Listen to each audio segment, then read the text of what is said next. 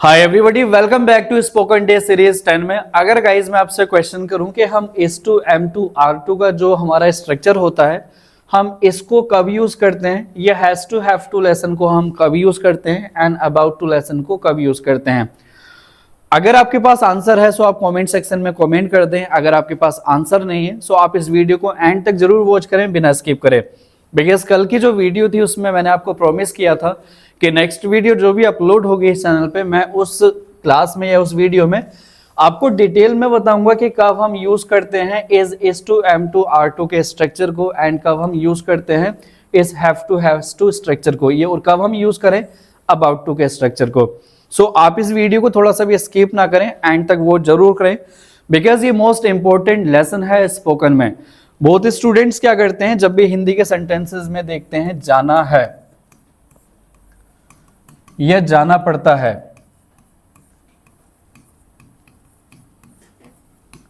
तो इस हिंदी के सेंटेंस को ट्रांसलेट करने के लिए इन दोनों स्ट्रक्चर में से किसी को भी यूज कर देते हैं। For an example have to go लिख देंगे या फिर एम टू गो लिख देंगे। I have to go, I am to go. इस सेंटेंस को ट्रांसलेट करने के लिए इन दोनों स्ट्रक्चर में से किसी को भी यूज कर लिया जाता है, जो कि टोटली इनकरेक्ट है, बिकॉज इन दोनों लेसन्स में डिफरेंसेस हैं, दोनों के प्रेसाइज अपने खुद के यूजेस हैं। सिचुएशन के हिसाब से दोनों को प्रेसाइजली यूज किया जाता है। हम S2 M2 की जगह हम हैज टू हैव टू को पुट नहीं कर सकते और हैव टू हैज टू की जगह हम S2 M2 को पुट नहीं कर सकते। सो दोनों को यानी कि एक दूसरे के प्लेसेस पे हम यूज नहीं कर सकते, टोटली इनकरेक्ट हो जाएगा। आज हम डिटेल में नेक्स्ट स्लाइड में जरूर लर्न करेंगे कि दोनों के क्या प्रेसाइज यूजेस हैं एंड कब हम इस अबाउट टू लेसन को यूज करते हैं। सो आई रिक्वेस्ट यू आप इस सेशन को अपने फ्रेंड्स में शेयर कर दें ताकि वे सब भी सेशन को ज्वाइन कर सकें और उनको भी इन तीनों के प्रेसाइज यूजेस समझ आ सकें। और अगर आप इस चैनल पर नए हैं सो इस चैनल को सब्सक्राइब जरूर कर दें और बेल आइकन को प्रेस कर दें ताकि फ्यूचर की नोटिफिकेशन सबसे पहले आप तक पहुंच सके। सो गाइज स्टार्ट करते हैं, and I guarantee you after watching this video you will not be disappointed. So आइए स्टार्ट करते हैं without wasting your precious time. So जो हमारा हैज टू हैव टू का लेसन है हम इसको यूज करते हैं जब भी हम सेंटेंसेस में ये बोलना चाहें कि कोई पर्सन किसी मजबूरी में रह करके, यानी कि जब भी सेंटेंसेस में हम किसी पर्सन की कंपल्सन शो करना चाहें, मजबूरी शो करना चाहें कि कोई पर्सन किसी मजबूरी में रह करके उसको किसी काम को करना पड़ता है, सो हम यूज करते हैं इस have to has to lesson को। या हम शो करना चाहें कि कोई पर्सन किसी काम को करने के लिए ओब्लाइज्ड है, बाध्य है, उसके लिए बाध्यता है, उस पर्सन को उस काम को करना है या करना पड़ता है। या फिर हम किसी पर्सन की नेसेसिटी शो करना चाहें कि किसी पर्सन को किसी काम को करना है, ये उसके लिए जरूरी है, इंपॉर्टेंट है।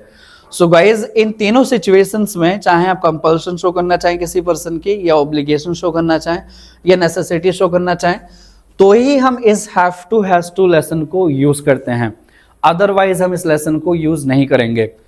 एंड हिंदी की इसकी पहचान होती है जब भी हिंदी के वाक्य के अंत में पढ़ती है आए, पढ़ते हैं आए, या फिर ना है आए, या फिर नी है आए, या ने है आए। सो जब भी आप इस तरीके के हिंदी के वर्ड्स देखें, शब्द देखें, तो आप इस has to have to lesson को यूज करें। एंड गाइस इसका स्ट्रक्चर होता है, पहले आप सब्जेक्ट लिखें।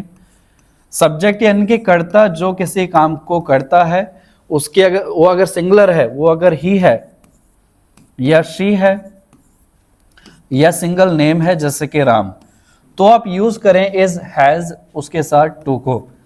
अगर ये सब्जेक्ट जो करता है हमारा जो डूअर है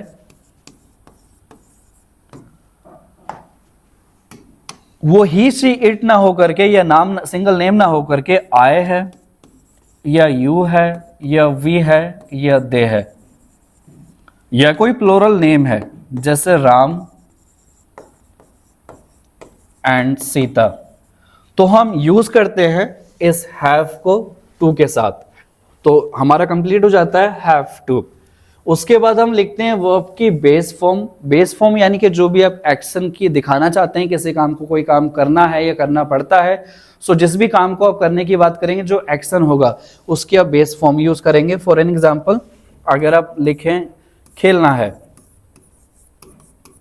तो खेलने की इंग्लिश हो जाएगी प्ले। सो ये प्ले जो वर्ब की बेस फॉर्म है, फर्स्ट फॉर्म है, उसको यूज करें, या ईट या गो या कम। सो ये बेस फॉर्म होती हैं जिसको हम वर्ब की फर्स्ट फॉर्म के नाम से भी जानते हैं। आप इसको पुट करें। And the last point is, आप एक ऑब्जेक्ट पुट करें। जो सब्जेक्ट में एक्शन किया जा रहा है, यानी कि जो भी वर्ब का एक्शन का रिसीवर है, उसको हम बोलते हैं ऑब्जेक्ट। फॉर एन एग्जाम्पल, अगर मैं सेंटेंस लिखूं या फिर मैं कहूं I have to teach you. So इस सेंटेंस में जो टीच वर्ब है, हमारी वर्ब की बेस फॉर्म, इसके एक्शन को रिसीव जो कर रहा है ये यू है। सो यू हमारा एक ऑब्जेक्टिव केस हो गया, यानी कि ऑब्जेक्ट हो गया। सो इसको हम ऑब्जेक्ट बोलते हैं। सो आई होप गाइज आपको यहाँ तक समझ जरूर आ गया होगा कि इस लेसन को हम कब यूज करते हैं, क्या सिचुएशंस होती हैं, एंड हिंदी की पहचान क्या होती है और क्या स्ट्रक्चर होता है। और इस स्ट्रक्चर को मैंने ब्रेक करके भी आपको समझा दिया है कि किस पार्ट को हम कब यूज करते हैं, किसका क्या मतलब होता है। आइए अब कुछ और एग्जांपल्स के थ्रू हम डिटेल में समझते हैं कि किस तरह के सेंटेंसेस हम फ्रेम कर सकते हैं इस स्ट्रक्चर को यूज करके, यानी कि इस लेसन को यूज करके। Very first example is I have to study for the exam. So मुझे क्या करना पड़ता है, स्टडी करनी पड़ती है एग्जाम के लिए। पढ़ती है, या तो है पढ़ती है या तो मुझे स्टडी करनी है। हो सकता है ये आपकी क्या है, नेसेसिटी है। आप अपनी नेसेसिटी शो करना चाहते हैं कि आपके लिए स्टडी करना जरूरी है एग्जाम के लिए। या फिर ये आपकी कंपल्सन भी हो सकती है कि भाई आपका मन नहीं करता स्टडी करने का, बट स्टिल आपको एग्जाम के लिए स्टडी करनी पड़ती है या करनी है। सो ये आपकी क्या हो गई, मजबूरी हो गई, अदरवाइज आप एग्जाम में फेल हो जाओगे। And the next sentence is you have to complete the assignment. So अब इस सेंटेंस के थ्रू हम दिखाना चाह रहे हैं किसी पर्सन को असाइनमेंट्स क्या करना पड़ेगा, कंप्लीट करना है या करना पड़ता है। सो हम उस केस में किसी पर्सन की कंपल्सन की बात कर रहे हैं कि उसको भाई या फिर आपको कंप्लीट करना है ये असाइनमेंट, अदरवाइज आपको जो जॉब गिवन है वो आपकी खत्म हो जाएगी, आपको रेस्टिकेट कर दिया जाएगा, फायर कर दिया जाएगा। सो आप अपनी मजबूरी शो करने के लिए इस हैज टू लेसन को यूज करें। And the third sentence is they have to leave early. So उनको क्या करना पड़ता है, उनको जल्दी उठना पड़ता है, जल्दी जाना पड़ता है। जल्दी जाना पड़ता है हो या फिर जल्दी जाना है। सो हो सकता है ये उनकी कंपल्सन है कि भाई उनको जल्दी जाना पड़ता है, अदरवाइज अगर लेट हो जाएंगे सो उनकी जो सैलरी है उसमें डिडक्शन हो जाएगा। या फिर वो लेट अगर हो गए सो हो सकता है जो काम उनको करना था वो उनका लेट स्टार्ट हो और लेट कंप्लीट हो। सो अगर आप कंपल्सन की बात करें या कोई किसी की नेसेसिटी की शो करें सो आप इस लेसन को यूज करें। सो इस सेंटेंस के थ्रू हम नेसेसिटी भी शो कर रहे हैं और कंपल्सन भी शो कर रहे हैं। अगर उनके लिए जरूरी है सो ये नेसेसिटी है, अगर कंपल्सन है सो भी ये इस हैज टू लेसन को यूज करेंगे हम। And the next sentence is she has to attend the meeting. उसको मीटिंग को अटेंड करना है लिखा हो या पड़ता है, उसको मीटिंग को अटेंड करना पड़ता है ये हो चाहे, या फिर उसको मीटिंग अटेंड करना है, कुछ भी सिचुएशन हो सकती है। इन दोनों सिचुएशंस के थ्रू हम किसी पर्सन की कंपल्सन शो करना चाह रहे हैं, या फिर वो नेसेसिटी भी हो सकती है कि वे उसके लिए जरूरी है मीटिंग को अटेंड करना, बिकॉज उसको मीटिंग अटेंड करने के बाद हो सकता है कि उसको कोई प्रोजेक्ट मिल जाए, उसको कोई फर्दर वर्क मिल जाए करने के लिए। And the next sentence is he has to do this work. उसको इस काम को करना पड़ता है या फिर करना है। सो दोनों सिचुएशन हो सकती हैं। उसके लिए कंपल्सन भी हो सकती है कि भाई उसको एक काम को करना है, चाहे उसकी कंडीशन कुछ भी हो, उसको बुखार आए, सर्दी आए, बुखार आए, कुछ भी हो, लेकिन उसको भाई इस काम को करना ही है, अभी नहीं तो कल करना है, बट करना पड़ेगा। सो उसके लिए क्या है, कंपल्सन है। And the next sentence is we have to follow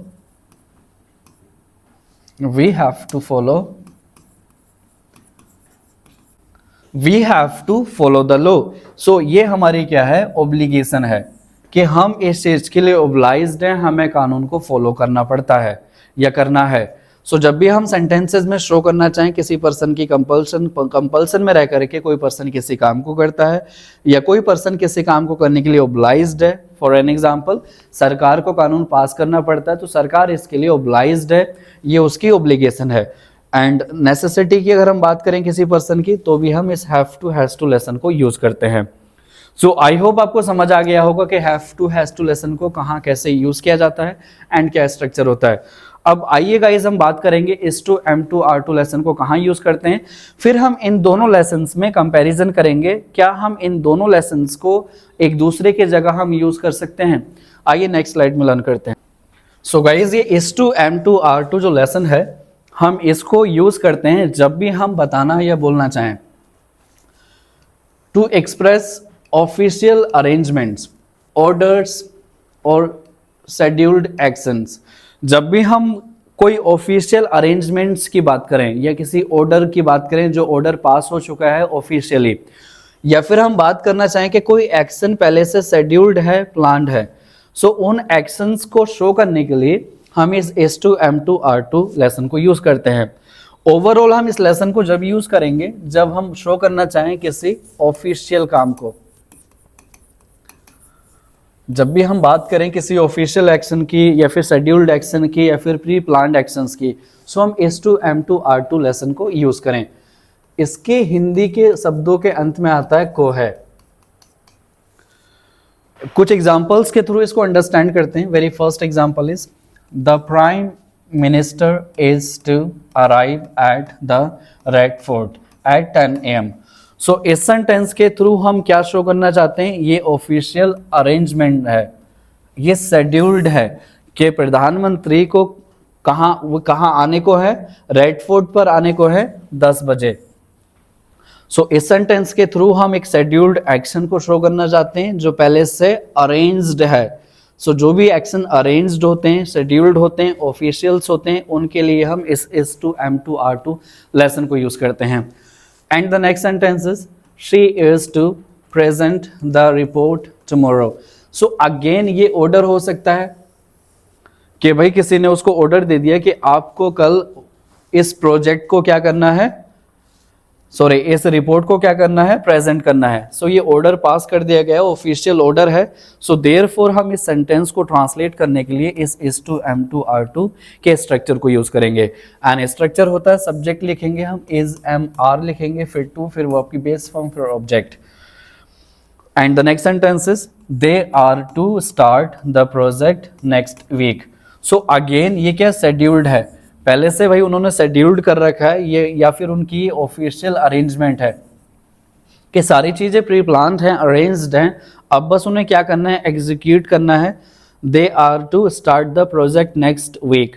so this is how हम इस लेसन S2M2R2 को यूज करते हैं जब भी हम बात करना चाहें किसी ऐसे एक्शन की जो कि ऑफिशियल अरेंजमेंट्स को शो करे या ऑर्डर्स को शो करे या शेड्यूल्ड एक्शंस को शो करे।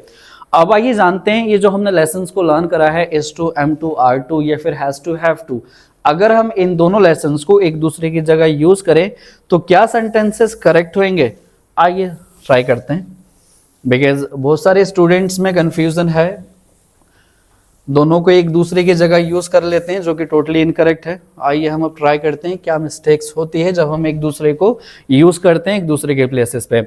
अब फॉर एन इंस्टेंस आप इस सेंटेंस को इस तरह से ट्रांसलेट करें, द प्राइम मिनिस्टर इज, इस टू की जगह आप हैज टू को पुट करें, the prime minister has to arrive at the red fort at 10 AM। So आप खुद माइंड से सोचें क्या प्राइम मिनिस्टर की कंपल्सन हो सकती है कि भाई उससे कहाँ रेड फोर्ट पर पहुंचना है, ये जाना है 10 बजे, ये जाना पड़ता है, क्या ये ऐसा पॉसिबल है। बिकॉज अभी हमने लर्न किया है जो हमारा have to has to lesson है, हम इसको यूज करते हैं किसी कंपल्सन को शो करने के लिए, ऑब्लिगेशन को शो करने के लिए, नेसेसिटी को शो करने के लिए। लेकिन हम इस सेंटेंस के थ्रू कोई नेसेसिटी की बात नहीं कर रहे हैं, ना ही हम किसी कंपल्सन की बात कर रहे हैं, ना ही ये किसी मतलब ऑब्लिगेशन की बात की जा रही है सेंटेंस के थ्रू। ये एक शेड्यूल्ड एक्शन है, ये ऑफिशियल अरेंजमेंट्स हैं। इस एक्शन को कोई और पर्सन बता रहा है कि जो प्रधानमंत्री हैं वो रेड फोर्ट पर 10 बजे आने को हैं या पहुंचने को हैं। सो दिस इज हाउ हम has to have to lesson को इस सेंटेंस में, इस सिचुएशन में खासतौर से कभी यूज कर ही नहीं सकते। And the next sentence is she is to present the report tomorrow. So has to, she is to, sorry is to की जगह हम यहां यूज करते हैं she has to, she has to present the report tomorrow. अब खुद आप एक बात सोचिए, क्या उसकी ये कंपल्सन है? बिकॉज हम जो टुमारो टाइम इसमें मेंशन कर रहे हैं, ये इससे पता चल रहा है कि भाई एक्शन जो है पहले से शेड्यूल्ड है कि उसको कब रिपोर्ट को प्रेजेंट करना है या कब वो प्रेजेंट करने को है, टुमारो। सो हम ऐसे एक्शन की बात कर रहे हैं जो पहले से अरेंज्ड है, उस टाइम का भी पता है भाई उसको एक्शन को कब होना है, टुमारो होना है। सो देयरफॉर हम इस एक्शन में भी हैव टू लेसन को यूज नहीं कर सकते। And the last sentence is they are to start the project next week.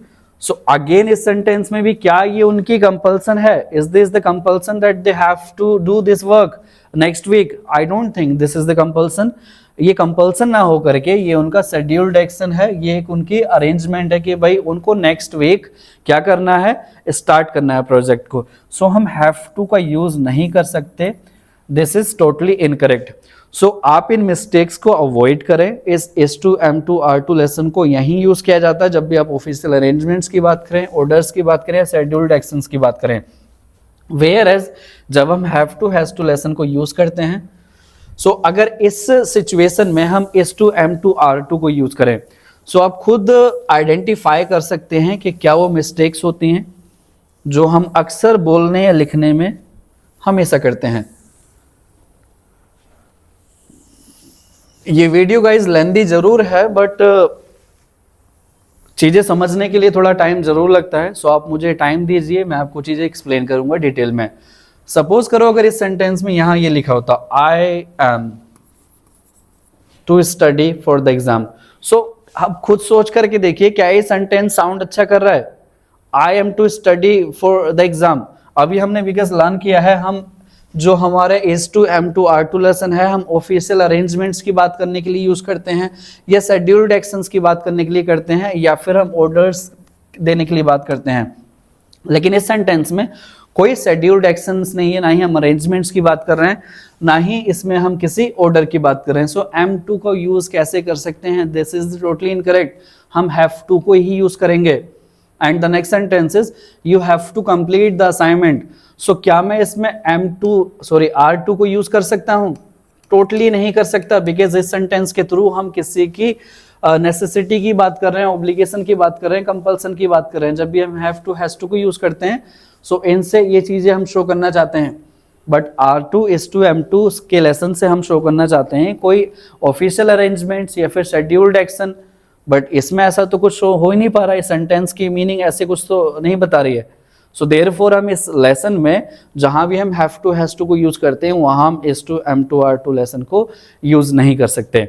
And the next sentence is they have to leave early.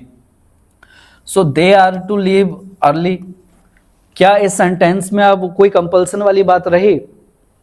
मुझे नहीं लगता कि कोई कंपल्सन है। वो अगर हमने S2 M2 R2 लेसन को यूज करा है, सो हम we are talking about official arrangements, scheduled action जो भाई फ्यूचर में होने वाले हैं, बट ये तो ऑफिशियल नहीं है।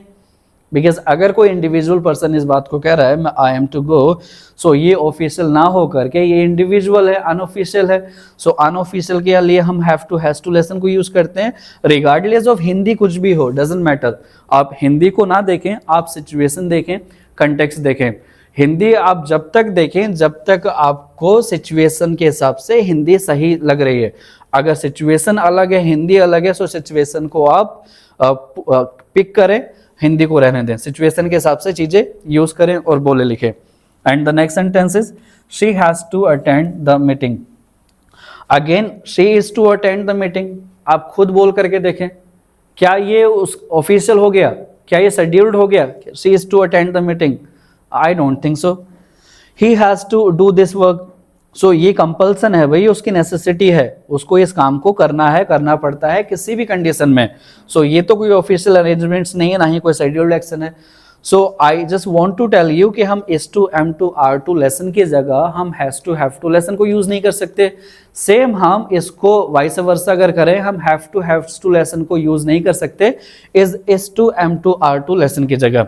सो आई होप गाइज आपको डिफरेंसेस समझ आ गए होंगे इन दोनों लेसन्स में।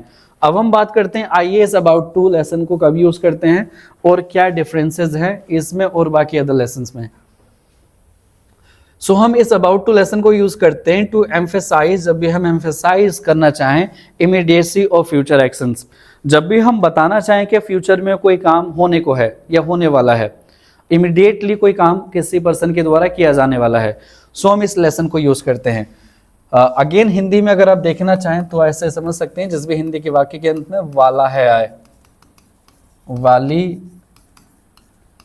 है आए या फिर वाले हैं आए, सो आप इस is am are plus about to lesson को यूज करें। अगेन आप ये जरूर देखें कि कंपल्सन की बात ना करें आप, ना ही आप ऑब्लिगेशन की बात करें, ना ही आप नेसेसिटी शो करना चाहें, ना ही आप किसी अरेंजमेंट को शो करें, ना ही आप किसी ऑफिशियल शेड्यूल एक्शन की बात करें इस लेसन को यूज करते वक्त, बिकॉज इस लेसन को हम यूज करते हैं किसी पर्सन के इंडिविजुअली एक्शन को दिखाने के लिए, ऐसा जो फ्यूचर में वो करने ही वाला है। For an example, I am to leave the house, so I am to leave the house, it means कि कोई ऑफिशियल एक्शन नहीं है, ये इंडिविजुअल मेरा खुद का एक्शन, खुद का काम है कि भाई मैं फ्यूचर में करने वाला हूँ। सो इस लेसन में हम इस to am to are to को यूज नहीं कर सकते। And the next sentence is they are about to reach, so again ये फ्यूचर में ये काम होने वाला है, ना ही ये कंपल्सन है, ना ही ये कोई अरेंजमेंट है, ना ही शेड्यूल एक्शन है। सो इस केस में हम इस to am to are to lesson को यूज ना करें या फिर हैज टू हैव टू को यूज ना करें, इसमें आप अबाउट टू लेसन को ही यूज करें। And the next sentence is police are about to arrest Rakesh, so police की कोई कंपल्सन तो है नहीं या फिर ये कोई ऑफिशियल शेड्यूल एक्शन तो है नहीं जो आप लिख दें यहाँ police are to arrest Rakesh.